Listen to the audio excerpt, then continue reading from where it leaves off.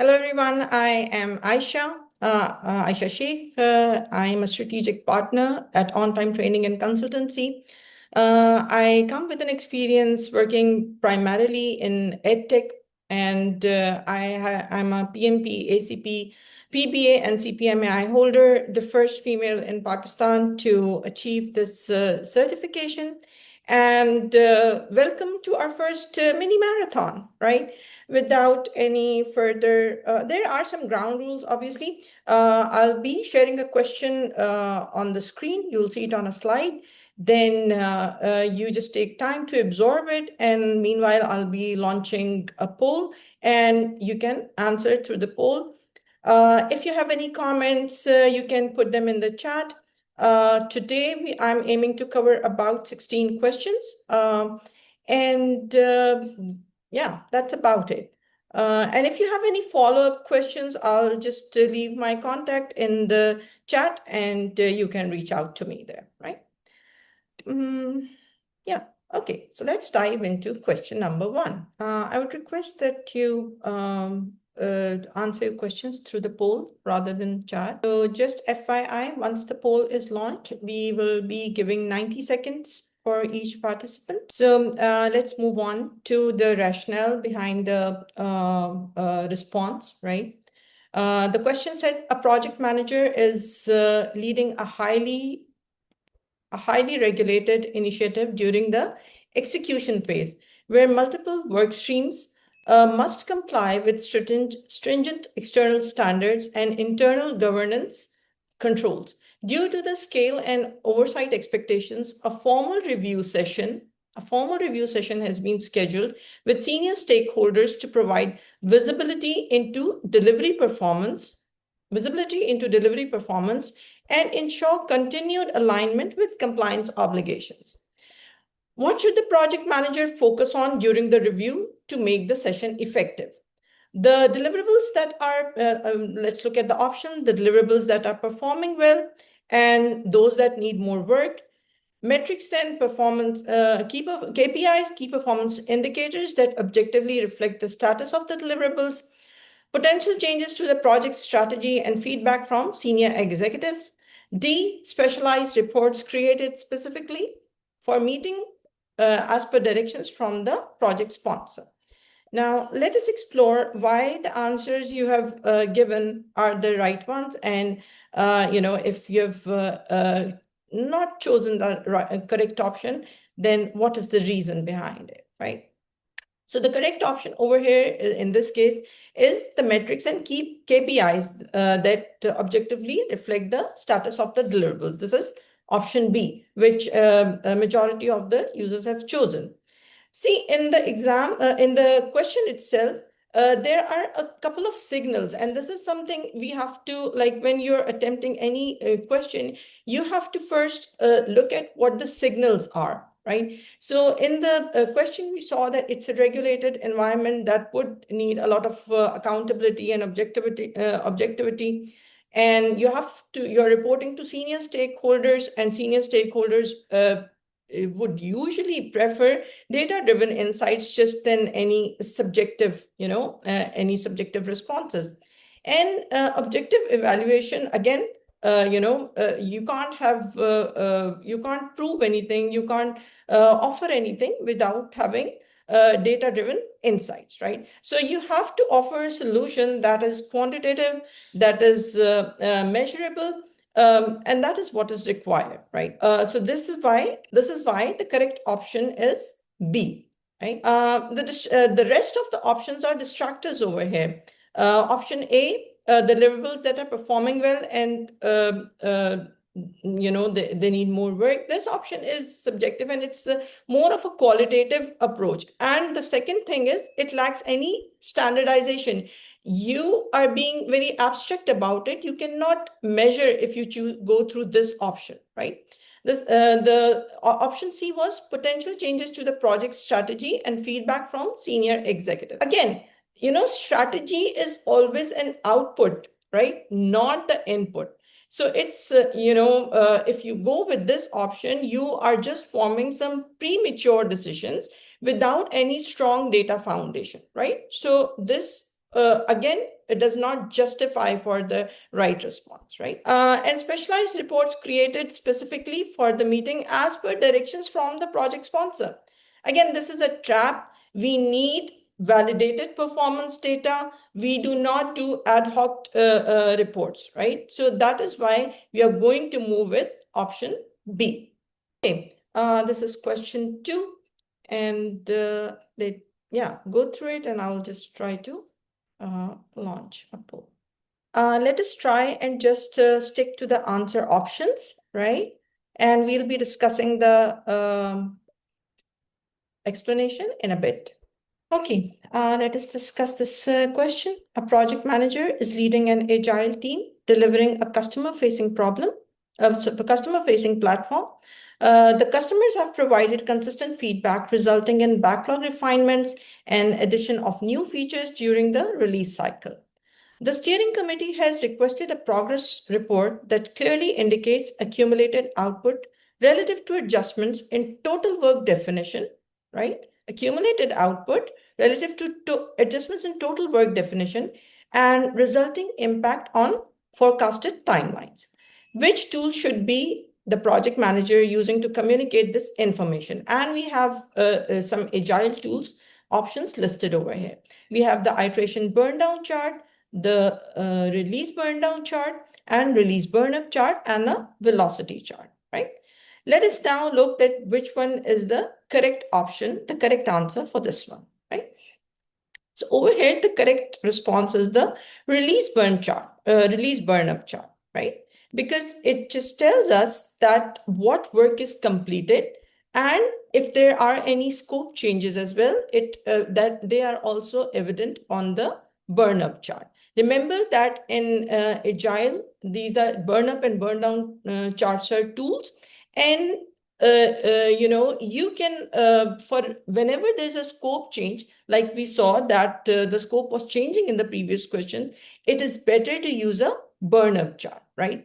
And why the other distractors are incorrect? An iteration burn down chart focuses on a single sprint. Remember, we were talking about a release, and it was not an iteration, and this is a burn down chart, again, not suited to the question scenario. And it's not about the overall release or scope change, right? It's not addressing. This tool will not address the problems that are faced in the question. A release burn down chart will only show the remaining work, and through burn down charts, we are already aware that any scope changes are not evident. They will be hidden.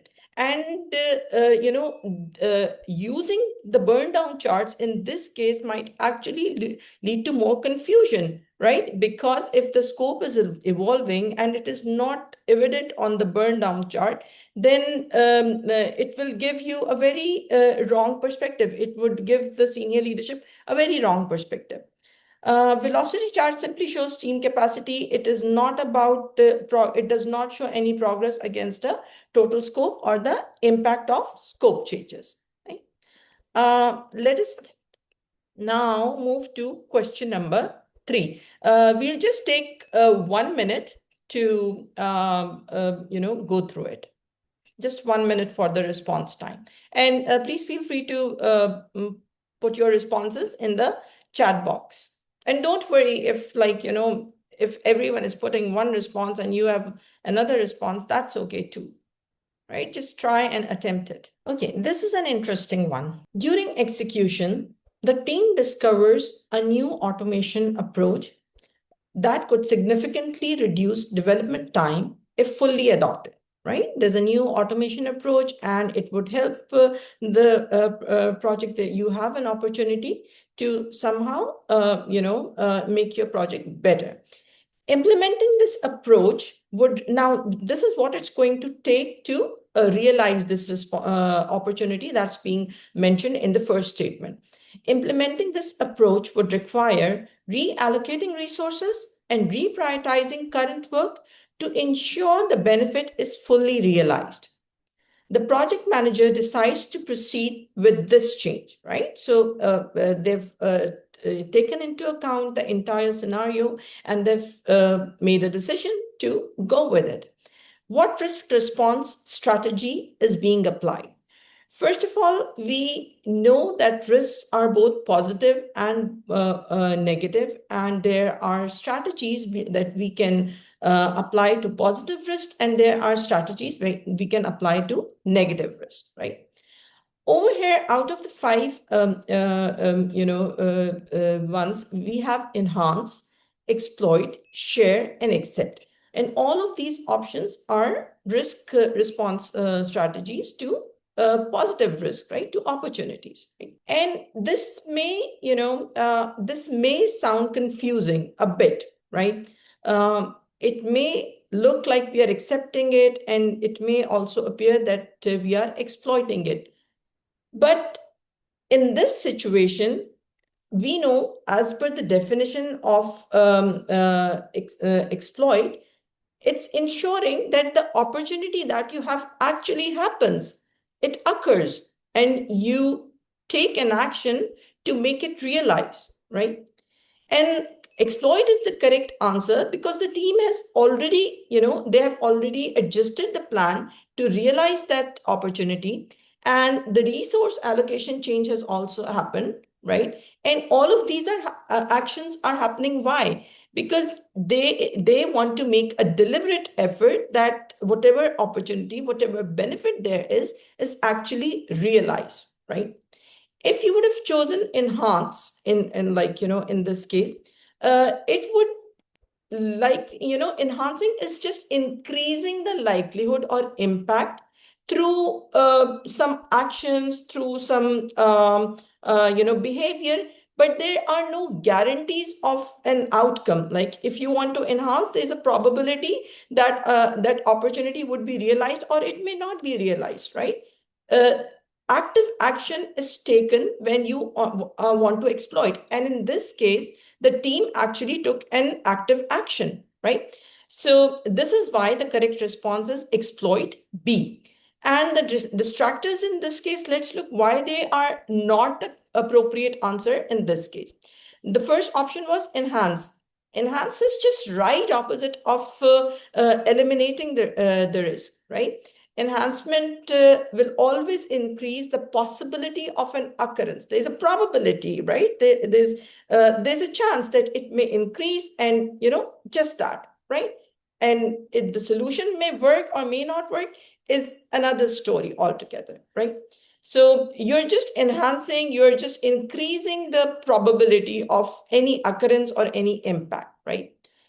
Sharing is it's allocating that opportunity, the ownership of the opportunity, to some third party who will be better able to execute it, who will be in a better position to realize this benefit, right? So it could be one of your partners, and you can collaborate with them and share the risk, and everybody wins. It creates a win-win situation, right? Accept is you just accept. We know that it's both for the positive risk and the negative risk, right? Accept risk is then when you are not taking any action, right? The opportunity has just come to you, and you're like just simply accepting it. You're not taking any active action. In this case, like we saw in the question statement, that the team was actually taking active action through allocating resources and reprioritizing the current work, right? So they did some active steps, they took some active measures, and that is why the correct response is B, exploit. Let us now move to our next question. This is question number 4. Again, you are encouraged to drop your answers in the chat box. It is completely fine, whatever answer you choose, right? Even if it's like just an arrow in the dark, that doesn't matter. Just try to answer it. Just a tip over here that max you want to spend on reading and comprehending a question should be at this point not more than 90 seconds. And, that is how you should prepare. And when you move to more rigorous exam prep, you should try And you should try and reduce this, comprehension time to even a lesser time period. In the exam itself, there will be some questions that you would probably be answering in about 20 to 30 seconds. Like, there are the easy level questions, but then there are going to be questions that are going to be tricky, that maybe you need to read twice and really absorb. So you want to be strategic about how you're planning your time for each question as well. Let us take a look at the question and go through it together, and then look at the answer responses. A telecommunications provider is launching a project involving new technology that demands advanced technical capabilities. Early planning reveals that labor costs are driven by the need for highly specialized resources, right? So this project basically needs subject matter expertise. You need to hire specialists for this project, right? During a governance review, the project sponsor asked for ways to optimize labor costs while maintaining delivery assurance and minimizing uncertainty, right? So they want to be strategic about how at what cost should these SMEs should be hired. In this case scenario, what should the project manager do first, right? And this is, you must have noticed that this, whenever you have PMP questions, they will explicitly tell you what should they do first or what is the best option. But even if the question statement is not giving that indicator, right? If suppose there was not a first, then you should by default assume that what is the first action you will take or what is the best possible action you will take in this scenario. So yeah. Okay, let's look at the options. Review the risk register and assign functional managers as resources. Analyze the resource pool and assign internal resources who participated in the past projects. Perform an analysis of the key cost drivers and present alternatives. Right? Review the work breakdown structure to ensure there are adequate resources. And in the question, you'll see that some, one or two responses, at least one response will be completely off the hook, right? It's going to be completely deviating from the question scenario. Anyone would be able to guess that it is not making the slightest sense. And there will be some closer options. You may find that as a pattern in PMP questions as well. So for this particular question, the correct response was C, right? And C was performing an analysis of key cost drivers and looking at the present alternatives. Because,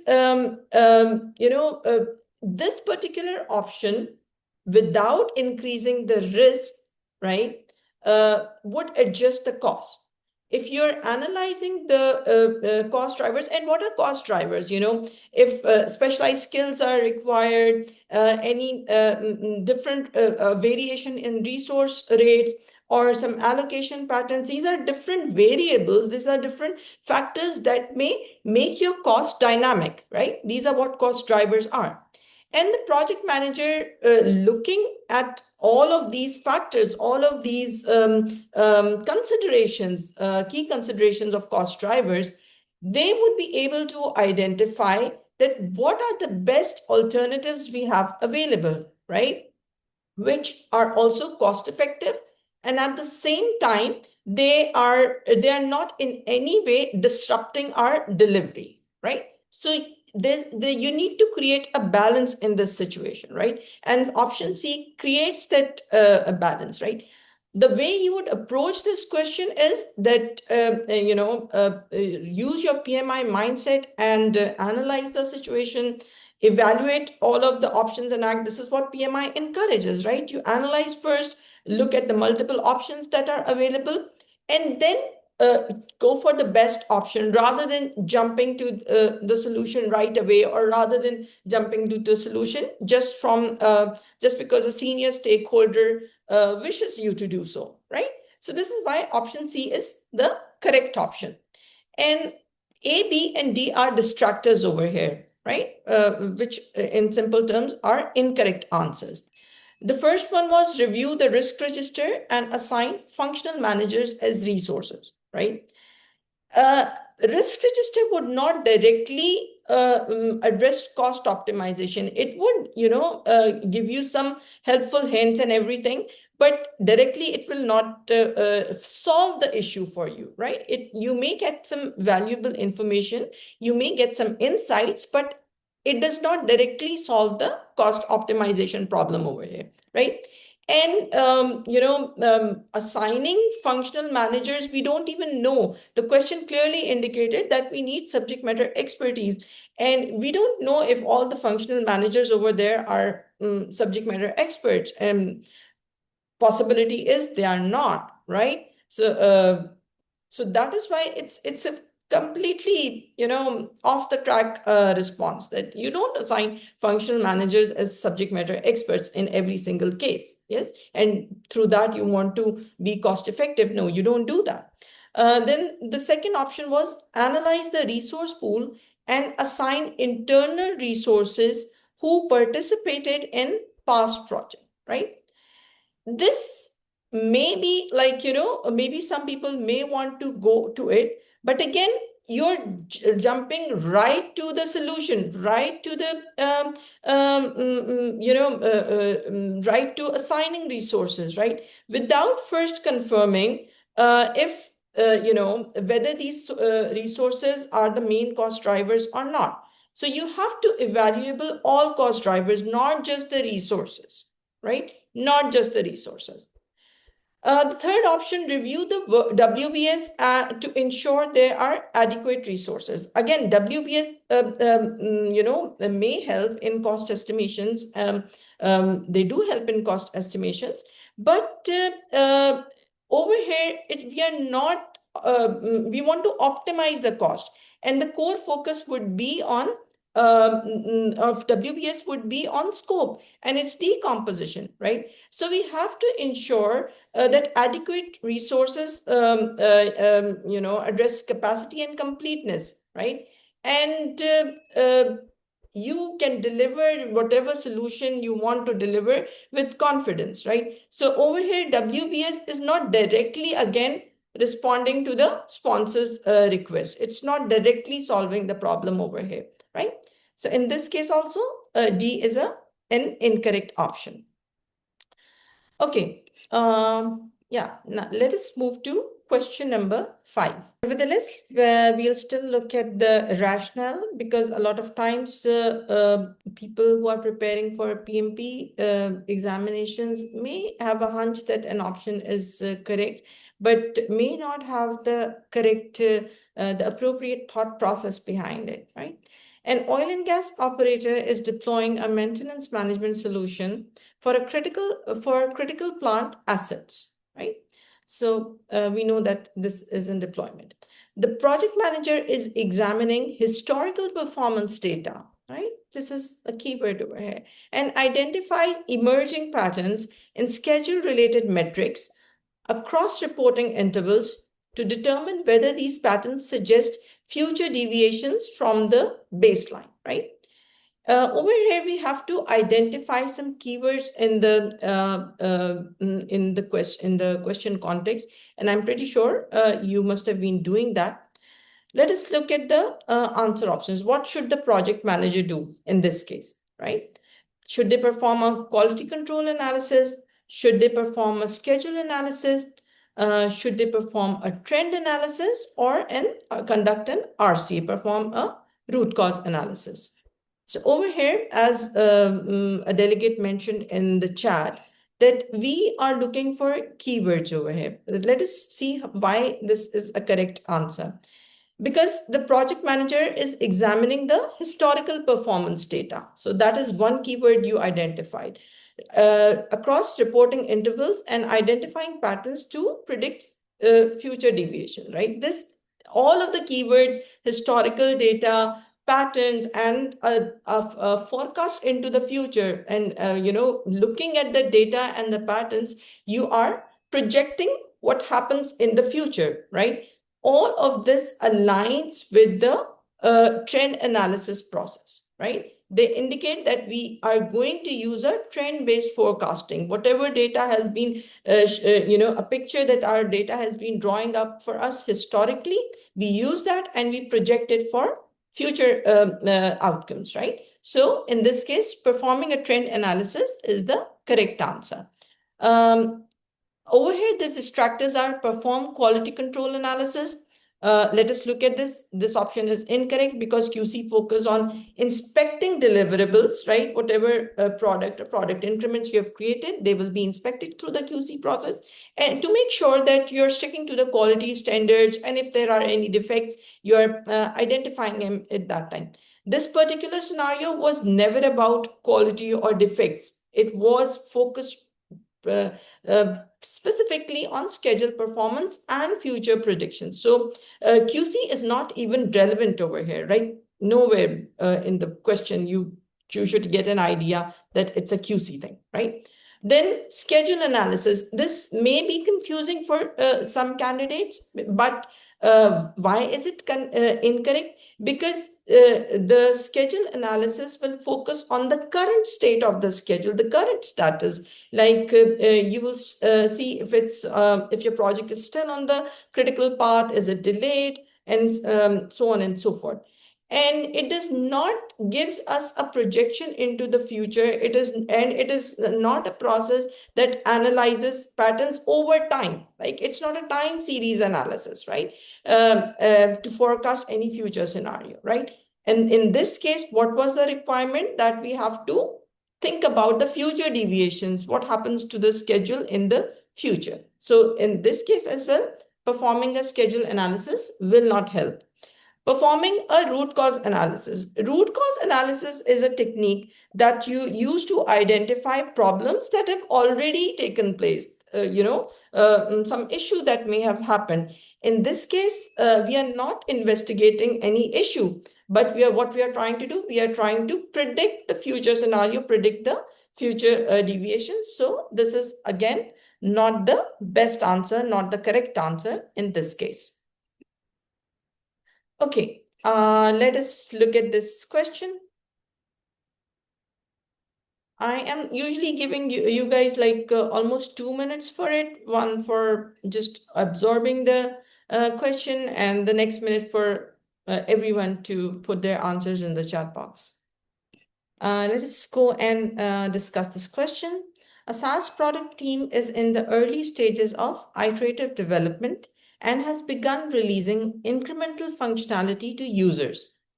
During ongoing backlog refinement and delivery cycles, the team identifies multiple uncertainties and collaboratively defines potential response approaches to address them.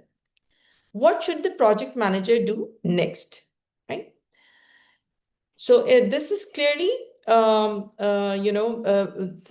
have the keyword uncertainty over here, so which is equivalent of some kind of a risk. So we know right from the onset that this is a risk question, right? And there are multiple options that you have. The options are incorporate and prioritize the risk in the risk register according to impact, escalate the risk to the project sponsor and the steering committee, implement the risk mitigation strategy according to the highest impact, determine if any of the new risks have any financial impact, right? So more or less all options that you have in one way or the other are playing around the risks, right? But and some of them are, maybe somebody would want to skip a step and move directly to the mitigation part. But let us see what is the correct sequence of risk management, right?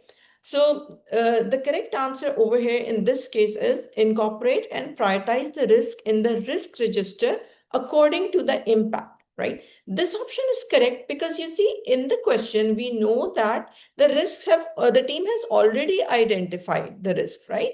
See, they have already identified the multiple uncertainties. So this is the risk over here.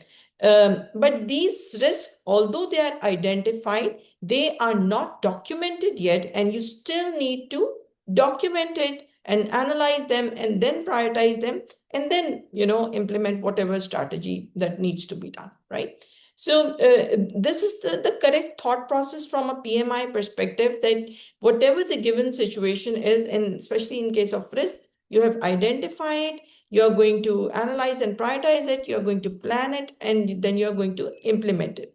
So before taking any risk mitigation choice or doing any action, you need to make sure that the risks are properly recorded in the risk register and they are prioritized, right? So, and both recording and then prioritization will definitely guide the decision making, right? That, okay, if it's a high risk, how much, if it's a priority risk, if it's low in priority, or the multiple scenarios may arise over there, right? So in this case, the first thing that we need to do is record them into the risk register according to the impact that specific risk is going to have, right? And the distractors in this case are escalating. B was escalate the risk to the project sponsor and steering committee. No, this risk is, this question is already indicating that risk is well in the confines of the project manager's authority, and escalation process is only is the route for us when the project manager's scope of authority is is not sufficient to address that risk, right? Any force majeure issues, disaster happened, earthquake came, and all of that. So in this case, that is not happening, right? So this is an incorrect option. There's no indication of escalation over here, right? And we would not want to disturb the steering committee or the project sponsor unnecessarily over here. Option C, implementing the risk mitigation strategy according to the highest impact. Again, what are we doing? This may be, in practical terms, maybe if you're not so rigorous about processes, you will just, directly jump to the implementation step, mitigating the risk according to the highest impact. But in this case, we need to move by the PMI processes, because this particular jumping right to the risk mitigation process is skipping the key step of recording it in the risk register and prioritizing it in the risk register, right? So the risks still need to be analyzed. They still need to be prioritized. It was not mentioned anywhere in the question that the risks are already prioritized, or there was no indicator as such, right? So this would not be in complete 100% alignment with the PMI risk management process. That is why option C is incorrect. Determine if any of the new risks have any financial impact, right? Again, if you're just going to focus on something on a very niche impact, financial impact is not a 360-degree analysis of all of the risks that may be involved, right? And when we talk about risk, when we think about risk, we have to think about scope, we have to think about quality, we have to think about schedule. We have to consider all of the project parameters to be able to make an impact assessment and not just be focused on a financial metric, right? This would be just, this could be very misleading, right? So that is why D is also an incorrect option. Question number 7. Let us look at question number 7. Let's take 1 minute to absorb it and the next minute to answer it. Those of you who do not want to answer directly in the chat, you can, just answer to me privately, like just DM me. Let us go through the question and then let us look at the correct responses. Utilities company is executing a strategic infrastructure project.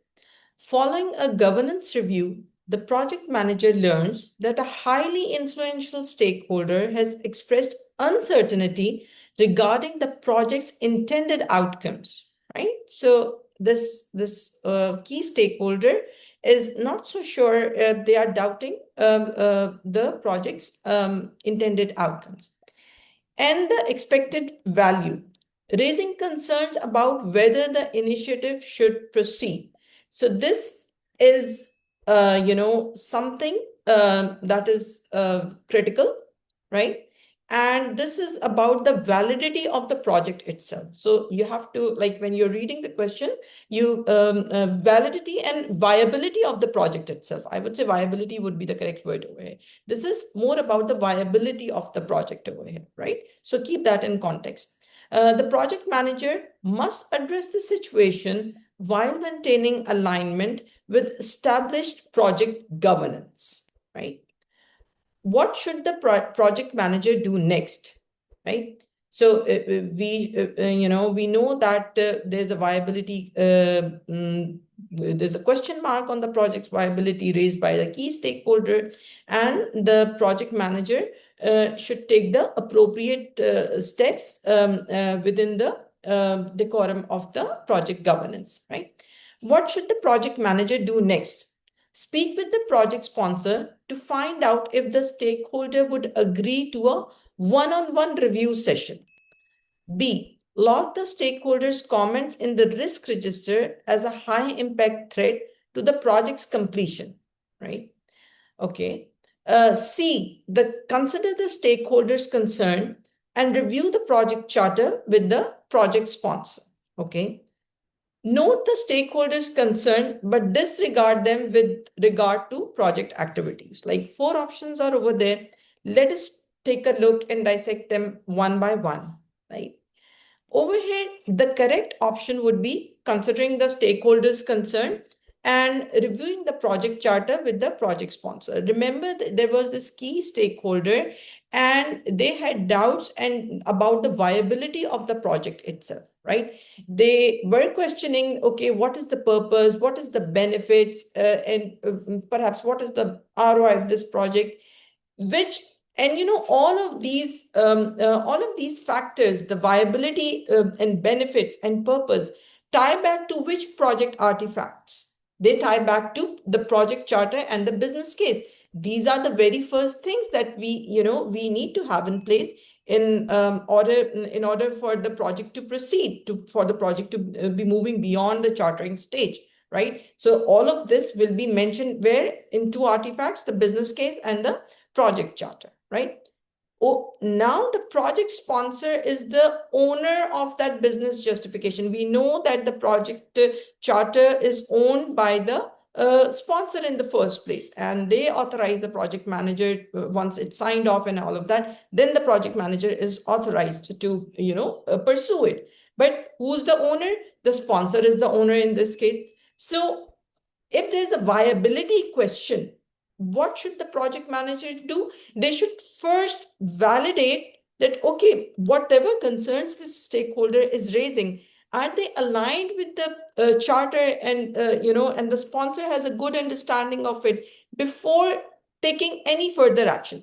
Because there are 2 sources now for the project manager to fall back and to validate that viability. One is the project charter itself, and the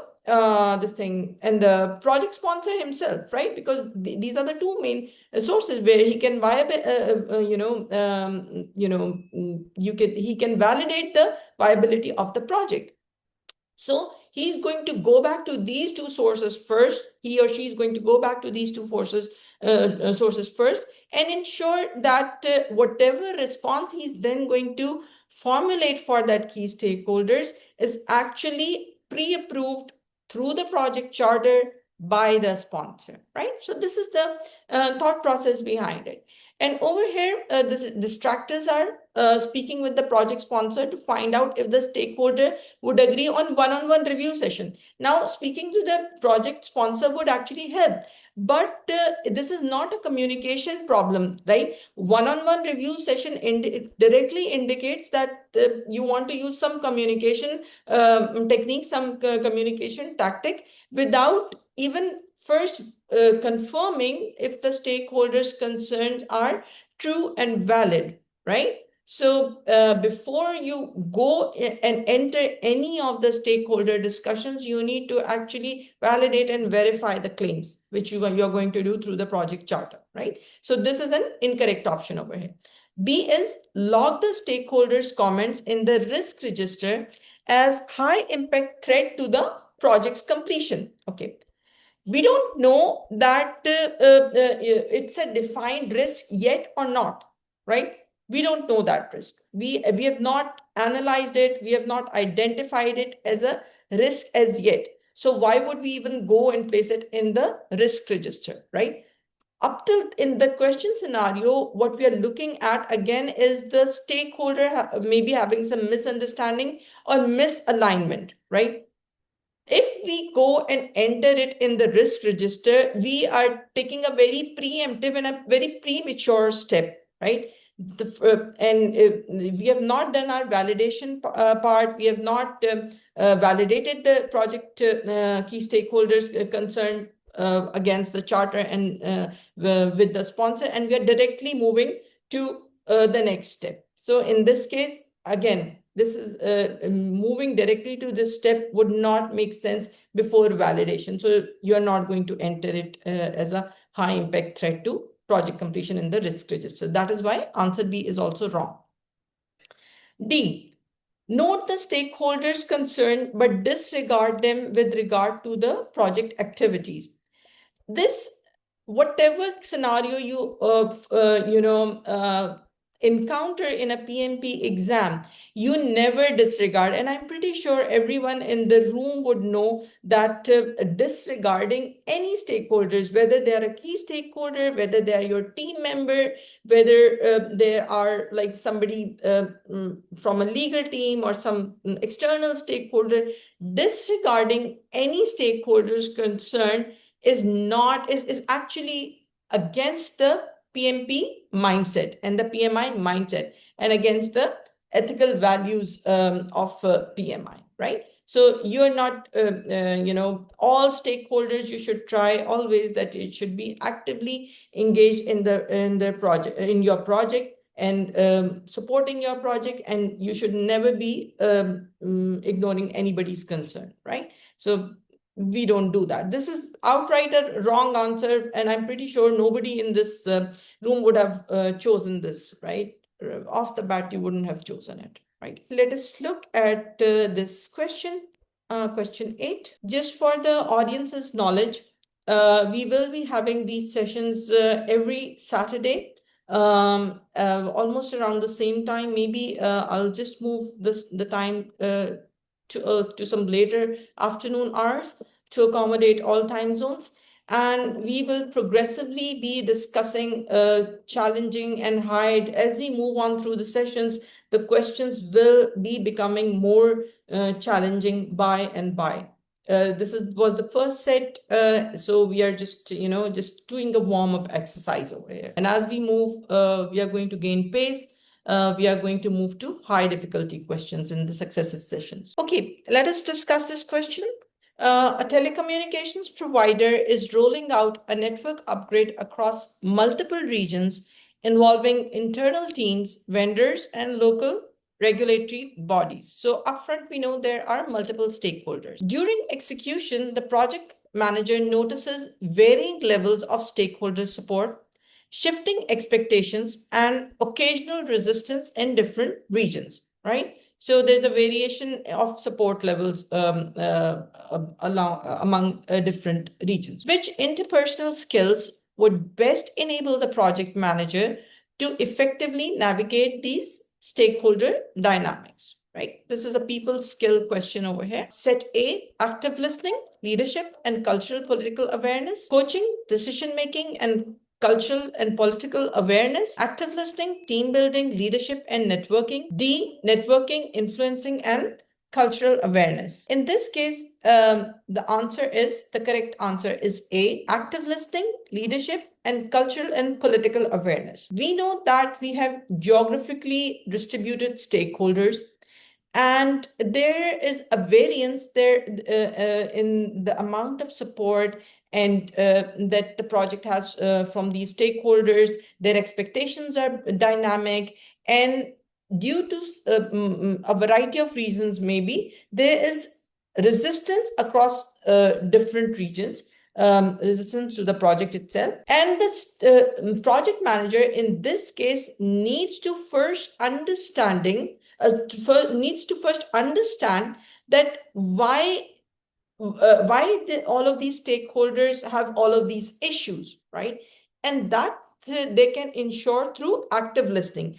Active listening is a leadership trait, like we have studied. If you've gone through the PMP syllabus, you must have studied that. Active listening is a leadership trait that project managers need to have to be able to handle teams and different stakeholders. First, you're going to listen and understand. Then you're going to guide the alignment and direction. First, you're going to absorb whatever their needs are. Then accordingly, you're going to take the action. This is the leadership part, right? And leadership part of the leadership part of the response, right? This was the leadership. And because it's geographically distributed stakeholders, multiple regions, we have to be aware about their cultural and political thought process as well, right? We know that globally people work in different ways. People have different kind of expectations. The working norms and business ethics and values are sometimes different region from region, right? So then the project manager will also utilize the cultural, his own cultural and political awareness.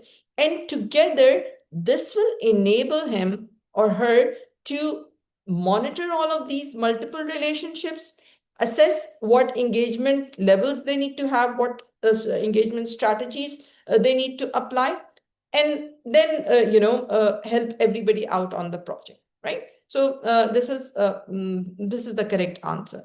Almost everybody got it right this time. Distractors are coaching, decision making, cultural and political awareness. Now we know that cultural and political awareness is needed because you are dealing with people of different region, right? But remember that when we were talking about team building and when we study for PMP, team building, one of the key things that we do for team building is coaching. So it's focused on individuals, and decision making is on about choices rather than understanding the stakeholders' expectations, right? Over here, what is missing? The critical skill of active listening is missing over here. Then option C is active listening, team building, leadership, and networking. Again, in this scenario, we do have active listening, we do have leadership, but team building over here does not make sense. The question scenario focused on understanding all of the variety of dynamics that the project manager is exposed to, right? Networking will focus on team cohesion and expanding whatever relationship. It would still not address the stakeholder resistance that the project manager is facing in the current scenario, right? So this option C is also an incorrect option. D, networking, influence, and cultural awareness. Now we have one of the factors, cultural awareness, which was also present in our correct answer, but that alone with networking and influencing won't solve the problem, right? They are, although influencing your stakeholders and networking them are going to be your next steps, right? But you first have to be aware. You first have to absorb and imbibe whatever their expectations are, and you can only understand their expectations through active listening and leadership, right? So this is why D is also an incorrect option. Let us move to question number 9. Let us discuss this. A Scrum team has delivered consistent results over the first 3 sprints, achieving the velocities of 40, 42, and 41 user story points, right? Before so this is the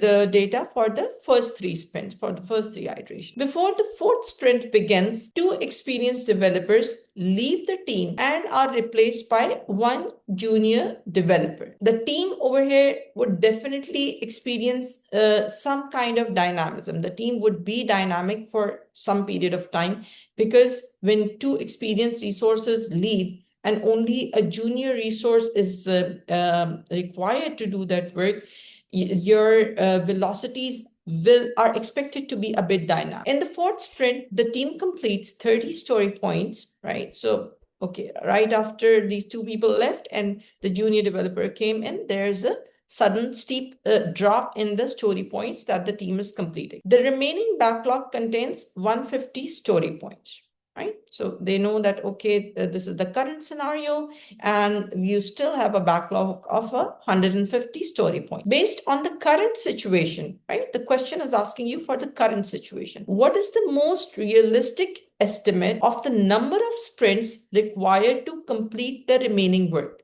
And what was the remaining work over here? These were 150 story points. Now, people may be tempted to take an average of the first three one and consider it as a velocity and then, map it on the 150 story points, right? But let us look at the situation itself, those two developers entering the team and, those two developers exiting the team and the new developer entering the team, right? So it's not just a simple, apples to apples calculation over here. You have to factor in the scenario as well, right? So the most realistic estimate that you'll ever take for a team's velocity will always be based on the current velocities, not the earlier velocities of the team. That is one key point to take away if you want to answer the velocity calculation questions, right? And in the first three sprints, the team delivered 40, 42, and 41 story points. We know that only the story points that are delivered are the ones counted towards the story points. But this is what was happening in the first three sprints. And the velocity was pretty stable. The average was 41 story points per sprint. And that was when the two developers were there. But since the change happened before the the sprint number 4, the team composition itself changed. And the change significantly affected the velocity itself, the amount of work done, the number of user story points completed, right? So we know that a junior person has joined and maybe they are no longer able to, work with the same speed, with the same velocity, right? So we know that the outcome of sprint 4 was 30 story points completed. This is the best available indicator of the team's new capacity. See, what are we going to examine? The current capacity, right? So we know that we have to keep this in consideration, keep the current velocity in consideration when we want to calculate the time duration of how many sprints it's going to take to complete those 150 user story points. So taking the remaining backlog as 150 story points and the current velocity of 30 story points per sprint, it's a simple calculation, and it will require, most likely 5 more sprints for the team to reach their objective, right? All the incorrect options are incorrect because over here, this 3.5 is assuming that the team can still deliver 43 story points, right? Which is ignoring the team capacity. 4 story points, 4 sprints would indicate that you have a 37.5 story points per sprint. Still very optimistic about losing the experienced resources, and you do not have the data for that. The numbers don't tell that story of 37.5 and 0.5. You don't deliver it like this, right? 4.5 sprints maybe. It's closer, but still assumes that the team will still deliver 33 story points per minute. So the calculations over here are all wrong. And all of these 3 options are not actually factoring the dynamism that the team is facing, right? So over here, we saw that D is the correct option. Let us move to our next question. This is question number 10. Let us discuss this question. During the execution of a project implementing a new production line, the project manager of a pharma company introduces targeted training efforts within the team to address recurring process deviations observed in earlier batches. Over time, these efforts are expected to improve consistency and reduce rework. What should the project manager do next, right? So there are some action items that the project manager needs to take. Introduce a training program, update the resource management plan, increase quality control reviews, add training costs to the budget, right? So let us look at what are the options. We know from the question that the training efforts have already happened and all of that. So this is what you need to keep in mind. And there's an expectation that there's going to be an improvement in the consistency of the batches, and there will be a reduction of rebuild, right? So we know that this is some kind of improvement measure that is happening. And how does this happen, right? Option B is correct over here because the project manager has already introduced the team development efforts. You saw in the question that the training has already taken place, right? To improve the performance, right? And the PMI framework would expect that the team capability and development approaches change. They must be documented, right? Whenever you've trained a team and as a result of that, some kind of change is happening, it should be formally documented in the resource management plan, which will define the training, the competencies, and the team development strategies, right? It's a very, a very straightforward kind of a thing. There are three distractors we also have. Now, let us look at the distractors.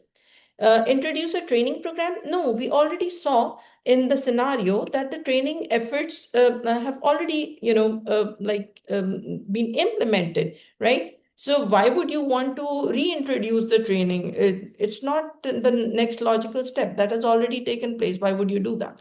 Increase QC reviews. Quality control focuses on detecting the defects, and training is a preventive action, right? Recall all of the quality processes, the quality planning and management that you may have studied from the PMP syllabus, and know that QC is focused more on once the product or product increment is completed, and you're trying to validate it and trying to find the defects on it, right? And training was a preventive action, right? So and PMI mindset always asks you to take the preventive measure first, build the capabilities first, and then then the next logical step would be validation and inspection, which may happen through the QC reviews, right? And D is add training costs to the budget. Training has already happened, and it's incorrect because once you've planned, then you are going to account for the cost and everything. The first step in this case is updating the resource management plan, right? You don't adjust the budget for right away, right? You follow a logical step, you follow the logical sequence as advised by PMI, and in this particular case, right, we first need to document it and then maybe move to the budgeting aspects if there is any requirement for that. Question number 11. Okay, while monitoring the schedule of a time-sensitive platform upgrade project, the project manager identifies that a supporting activity is progressing slower than planned due to a key team member being reassigned to higher priority work, right? So there's a supporting activity which is lagging behind. Although the activity is not on the critical path, so this is not a critical path activity, the delay is beginning to increase workload pressure on the remaining team members, right? Whatever the delay, maybe there's a dependency over here. The other team members' work is dependent on that particular activity that needs to be completed by that key resource. And since they are having bandwidth issues, so that this supporting activity is progressing a bit slow, and it may impact, although it's not on a critical path, but it's still, it may impact other team members' schedule, or, and they might be delayed on it, right? The project operates under strict cost constraints, limiting options that require additional spending. Over here, you cannot assign an additional resource because of the cost limitations, right? you cannot crash the project in this case, right? What should the project manager do immediately? We have 4 options. Determine if the task has an available float to meet the project end date, right? So if if it's a non-critical path activity, if there is any float time available to complete this task, and by the time the date ends, it is well before that time, the task will be completed as a float activity, right? Then hire a temporary resource to do the job. Consult the team and reduce the scope. Change the resource calendar to avoid major delays. Over here, we know from the question statement itself, A is the correct answer. Determine if the task has an available float to meet the project end date. We know from the question statement that this particular activity is not on the critical path, right? So the first thing we'll do is to look at the project float, right? And looking at the project float, we will be able to analyze if the end date of the project is actually impacted or not, right? So we are going to analyze the schedule, analyze the float before taking any corrective action, right? So what are you doing? You use, one of the ways to use a float is to use it as a buffer for unexpected delays. And that is, what are you doing over here? The essence if you look in the retrospective, you are trying to mitigate a risk through this entire activity. So you're using float as a buffer for for the unexpected delay that is coming from that particular resource, for this, for the dependency of the other people in the team, right? And the project manager using that float will analyze the schedule before they take any further steps. And remember, from the question context, we know that there is a budgetary constraint, and you cannot crash the project. You cannot hire new resources and all of that. Whenever the question mentions that there's a budgetary constraint, you will keep it in consideration. You will account for that while choosing your answer, right? If there was no budgetary constraints, maybe you could have crashed the project, hire an additional resource, so on and so forth. But the question explicitly mentions that we have a cost constraint over there. The distractors over here are: hire a temporary source to do the job, right? Again, hiring would increase the cost, and we have cost constraints, so this is not this is not the viable option over here. And also, you're not first analyzing the schedule, right? There are 2 things to it, 2 reasons why this option is wrong. The first primary reason is that straightforwardly it's going to increase your cost, which you do not want. And the second one is more of a logical reason, that you have not analyzed your given float yet to see if the activity could be accommodated on float or not, right? So these are the 2 reasons why distractor B does not make sense. Consult the team and reduce the scope. Scope reduction is a major change, and you just don't go on changing baselines.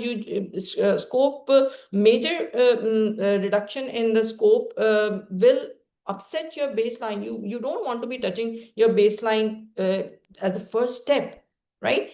The project manager has not yet analyzed that the entire schedule will be upset or not. So straight away moving to the scope reduction and upsetting your scope baseline is the worst step that a project manager would take in this case, right? Change the resource calendar to avoid major delays, right?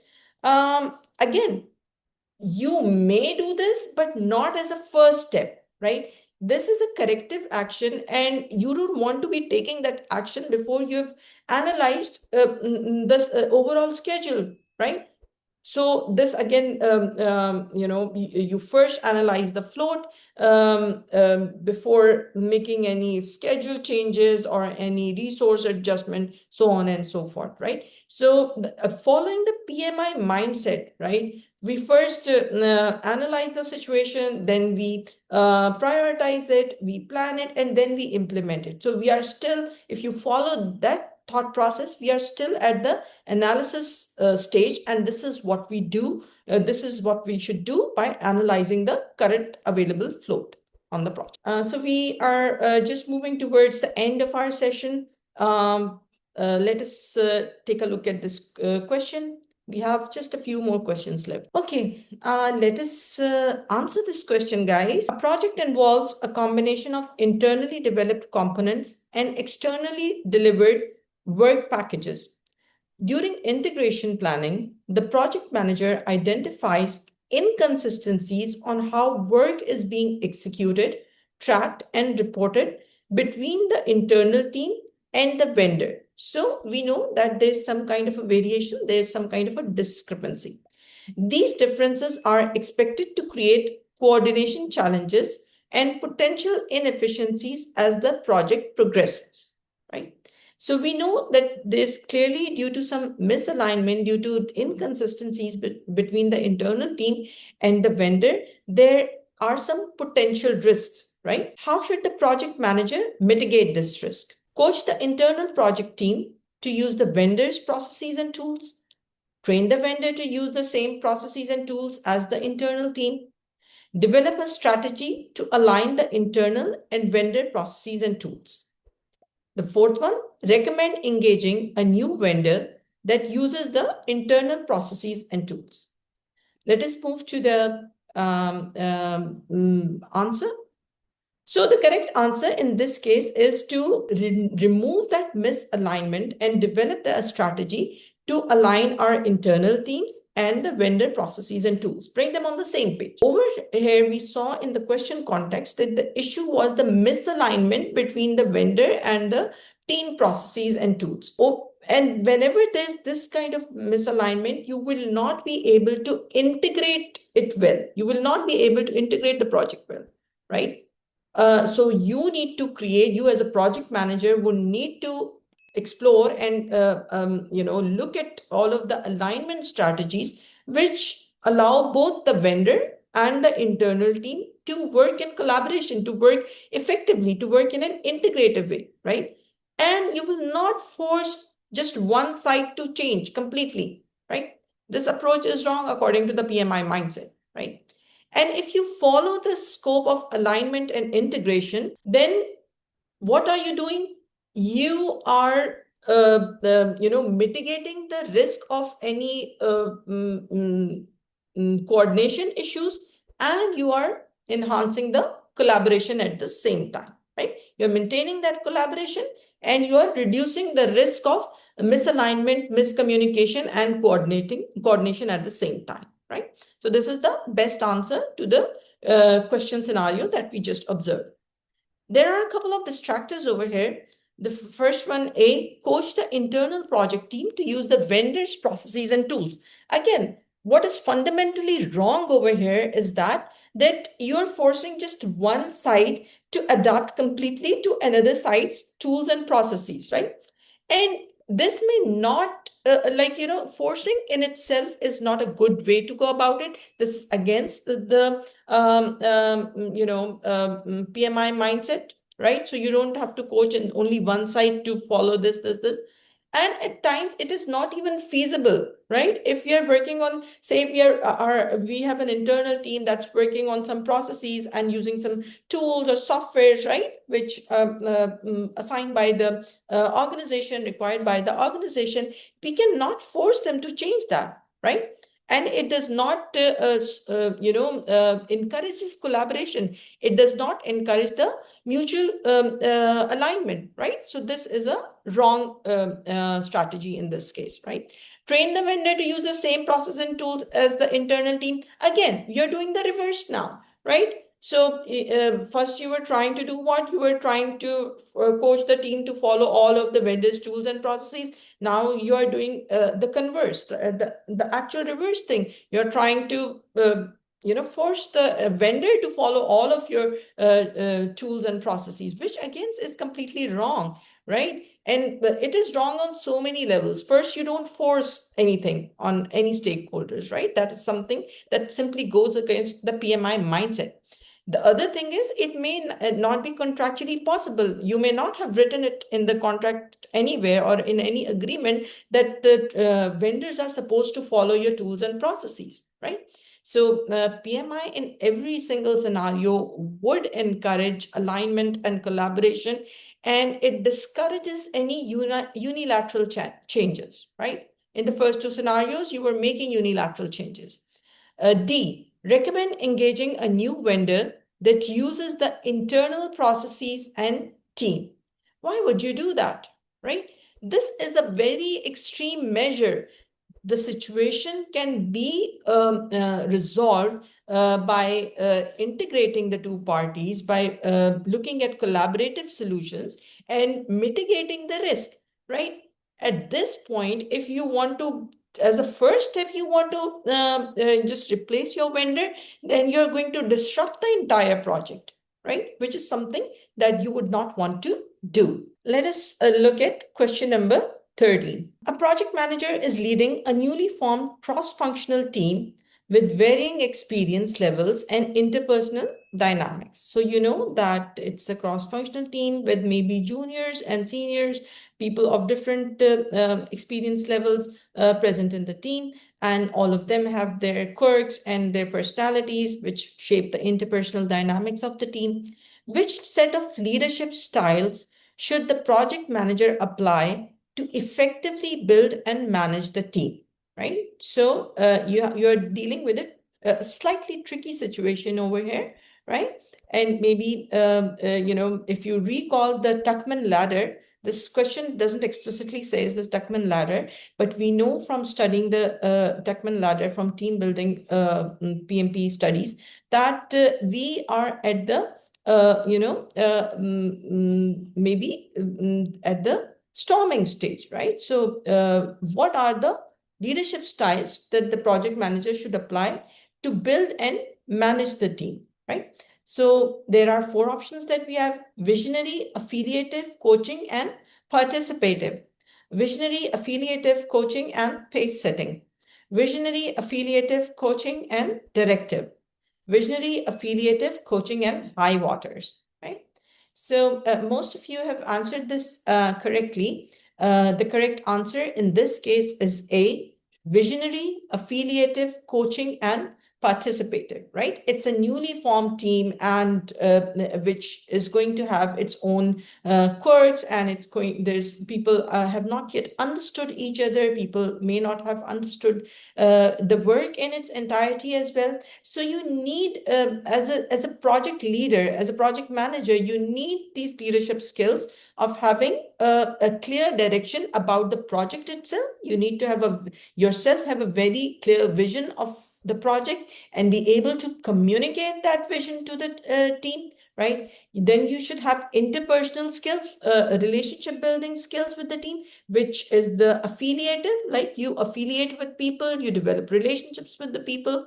Then what project work is there, you should be able to coach them on that, right? You should be able to develop skills in them. That's where the coaching part of the leadership traits comes in, right? And then participative is having everyone in the team a seat at the table, having their say in whatever decisions the team is making, right? Together, the combination of these four elements, these four styles, will help the project manager to gain the team's trust and to align them to the project work, to help them develop skills and capabilities. And this is what you want to do when you're early, maybe before even the storming stage, when you're just forming the team. This is like, I would say, more of a forming thing, not a storming thing. When you're forming the teams, you are setting the baseline for the team. And these are the leadership skills that you need to have in this case. Distractors over here is visionary, affiliative, coaching, and pace setting, right? All of the first three attributes are correct, but the pace setting is, is more focused on quick results. And for a newly formed team that's still learning the ropes, it could be overwhelming and it could actually stunt their development. right? C, visionary, affiliative, coaching, and directive, right? Again, the first three are correct, but the directive style, again, at the onset of the team, you don't want to squeeze them. You don't want to emphasize on total control and micromanagement and instruction, right? If you do that, the team will not collaborate. Everyone would be like walking on hot coals, like everyone would be on their tiptoes, and they would not express, they would not generate new ideas, they would not be motivated, right? So this is not suitable. The third one, visionary, affiliative, coaching, and high waters, right?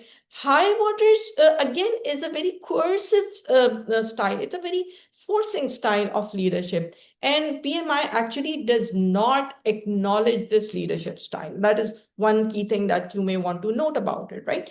High waters does not align with the PMI mindset at all.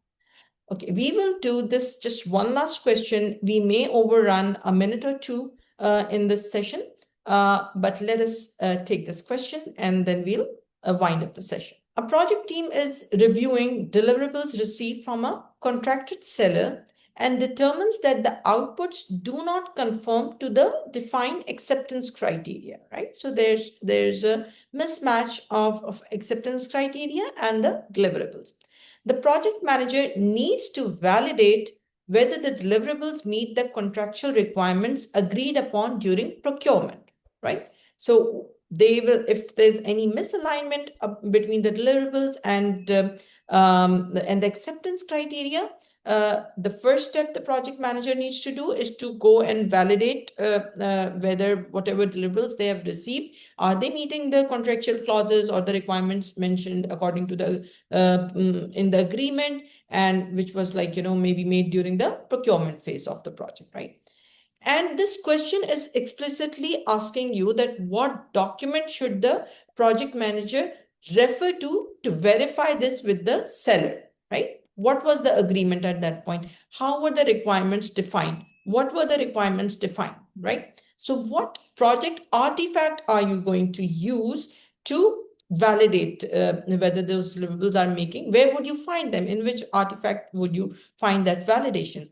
The procurement management plan, the request for proposal, the statement of work, and inspections.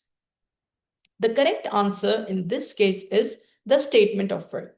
This is a document, this is an artifact that defines whatever scope of work, whatever deliverables, and whatever acceptance criteria the project needs to have. They are agreed upon in the contract between the buyer and the seller, right?